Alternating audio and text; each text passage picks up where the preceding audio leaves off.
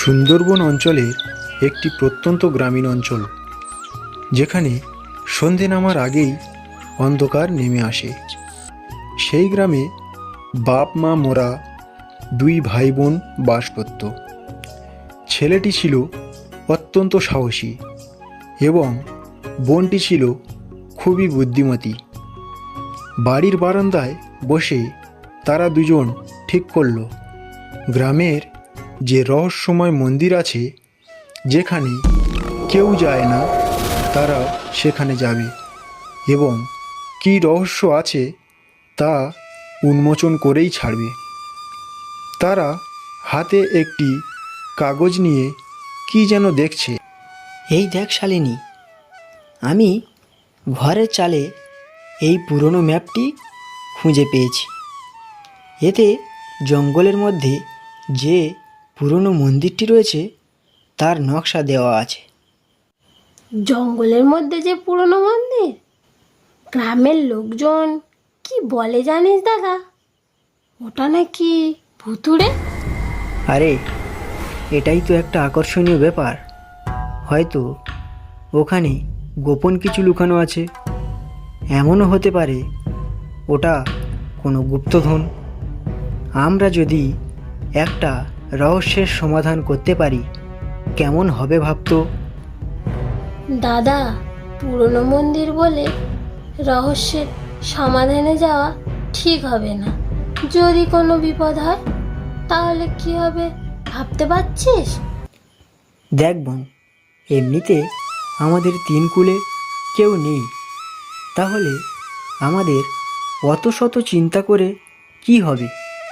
তাছাড়া যেখানে বিপদের আশঙ্কা থাকে সেটাই তো প্রকৃত অ্যাডভেঞ্চার রে। তুই চল আমার সাথে। তারা দুজন বেরিয়ে পড়ল এবং জঙ্গলের রাস্তা ধরল।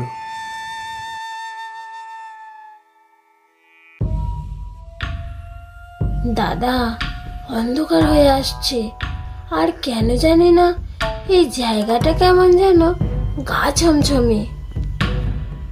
আরে বোন, তার কারণ হলো আমরা মন্দিরের কাছাকাছি চলে এসেছি। সামনে তাকিয়ে দেখ, কিছু দেখতে পাচ্ছিস? এই জায়গাটা আমার একদম ভালো লাগছে না দাদা। কেন জানি না মনে হচ্ছে আমাদের আশেপাশে কেউ আছে। কেউ যদি থাকে তাহলে তো ভালোই হবে। রহস্যের সমাধানটা আরও সহজ হয়ে যাবে। দাদা, শুনেছিস আওয়াজটা? ওটা কিসের আওয়াজ ছিল? হেই, ওটা বাতাসে কিছু পড়ে যাওয়ার আওয়াজ।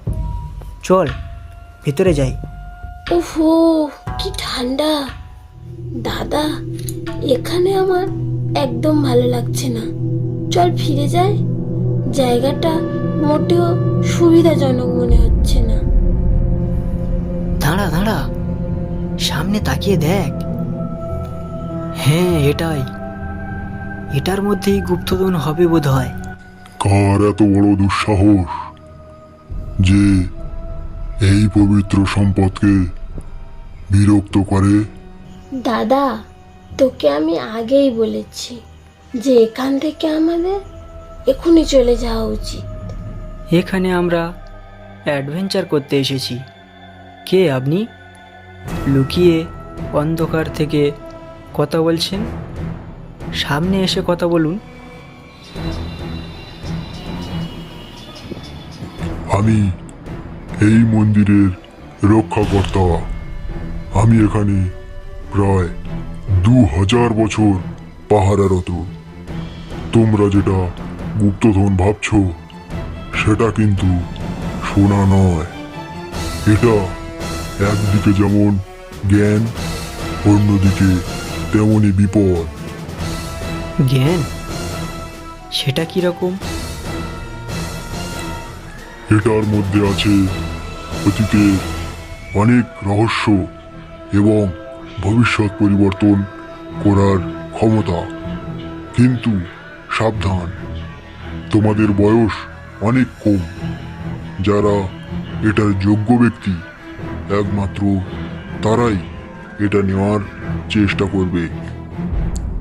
তোমাদের আগে অনেকেই এখানে গুপ্তধনের সন্ধানে এসেছিল, কিন্তু তাদের অতিরিক্ত লোভ ও নিষেধ সত্ত্বেও এটা স্পর্শ করায় তারা আমার হাতে থেকে কেউ বেঁচে ফিরতে পারেনি। যদি আমরা এই বাক্সটা নিই তাহলে কি হবে?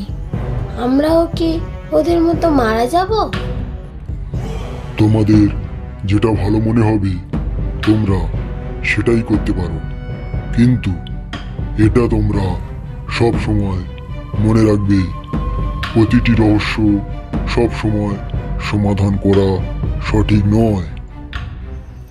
বরুণ চকচকে বাক্সের দিকে একবার তাকায় এবং একবার শালিনীর দিকে তাকায়। তার যেমন অজানাকে জানবার ইচ্ছা, আবার অন্যদিকে নিজেদের প্রাণের ঝুঁকি। এদিকে শালিনী সামনের দিকে কিছুটা এগিয়ে যায়। আমরা জানি না এটার মধ্যে কি আছে, কিন্তু আমার মনে হয় এটা না নেওয়াই ভালো। তুই কি বলিস দাদা? ঠিক বলেছিস, কিছু কিছু রহস্য সমাধান না করাই ভালো। তোমরা সঠিক সিদ্ধান্তই নিয়েছ। এর আগে যারা যারা মন্দিরে এসেছিল তারা তোমাদের মতো এত নির্লোভ ছিল না। তোমরা এখন মুক্ত। তোমাদের ভবিষ্যৎ উজ্জ্বল হোক।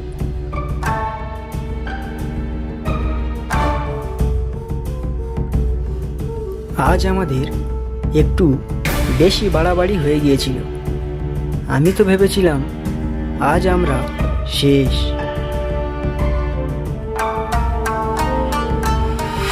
কেন? তুই তো অ্যাডভেঞ্চার চাইছিলিস, তেমনি হয়েছে। না রে বোন, কিছু কিছু রহস্য সলভ না করাই ভালো। আমরা বেঁচে ফিরে আসতে পেরেছি, এতেই আমরা খুশি।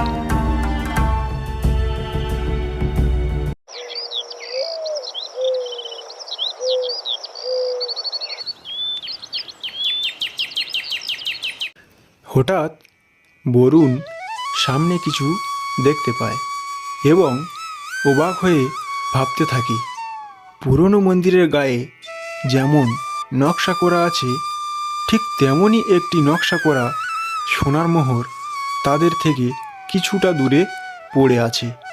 ওটা দেখে বরুণ ও শালিনী খুবই আনন্দিত হয়। তখনই একটি অদৃশ্য স্বর শোনা যায়। দেখো বরুণ ও শালিনী, তোমাদের সততা ও নির্লোভের ফলস্বরূপ এটি তোমাদের পুরস্কার। এখন তোমরা বাড়ি ফিরে যাও। আর কখনো একা একা জঙ্গলের দিকে যেও না, এতেই তোমাদের অভাব পুরোপুরি দূর হয়ে যাবে। বিদায়।